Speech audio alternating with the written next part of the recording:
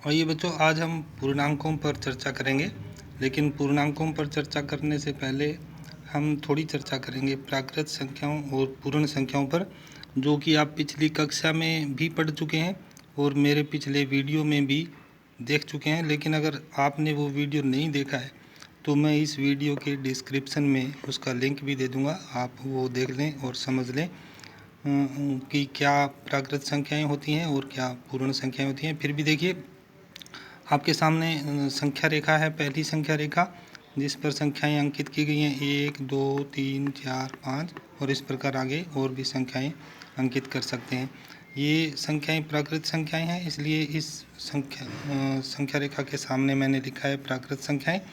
और दूसरी संख्या रेखा है जिसमें जीरो को भी शामिल किया गया है, क्योंकि प्राकृत संख्याओं में एक से पूर्ववर्ती कोई भी प्राकृत संख्या नहीं होती, इसलिए इसमें एक के पूर्ववर्ती कोई संख्या नहीं लिखी हुई है।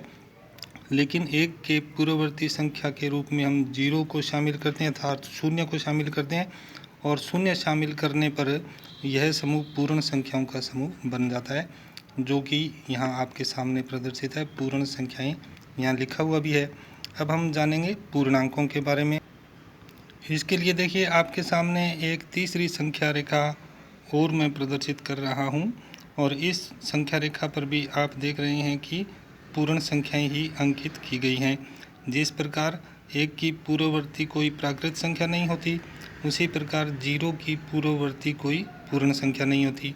लेकिन जीरो से पूर्ववर्ती संख्या भी हम लिख सकते हैं, और वो संख्याएं हम उसी प्रकार लिखते हैं जैसे जीरो की उत्तरवर्ती संख्या लिखी गई है। तो देखिए मैं यहाँ अंकित करता हूँ 1 2 3 और इस प्रकार आगे हम और भी बहुत सी संख्याएं लिख सकते हैं। लेकिन ऐसा लिखने पर हमारे सामने एक उलझन पैदा होती है, और वो उलझन आप देख ही रहे होंगे कि जीरो की उत्तरवर्ती संख्या के रूप में भी एक लिखा गया है और जीरो की पूर्ववर्ती संख्या के रूप में भी एक लिखा गया है। ऐसा होने पर जब संख्या रेखा के बिना हम संख्याओं को देखते हैं तो हम नहीं समझ पाते कि वह एक उत्तरवर्ती संख्या है जीरो की या पूर्ववर्ती संख्या है।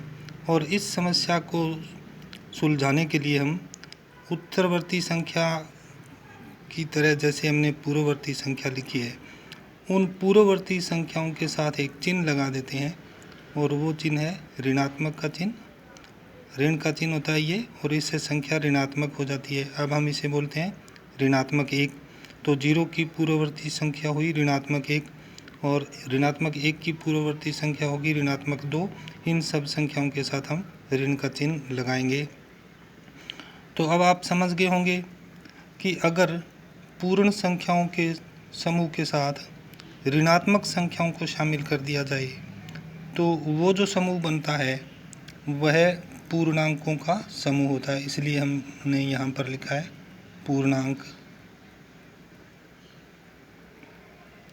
आप एक और बात ध्यान रखें कि देखिए ये पूर्णांकों का समूह है, इसमें सारी पूर्ण संख्याएं यहाँ पर भी लिखी हुई हैं, अर्थात सारी पूर्ण संख्याएं पूर्णांक भी होती हैं।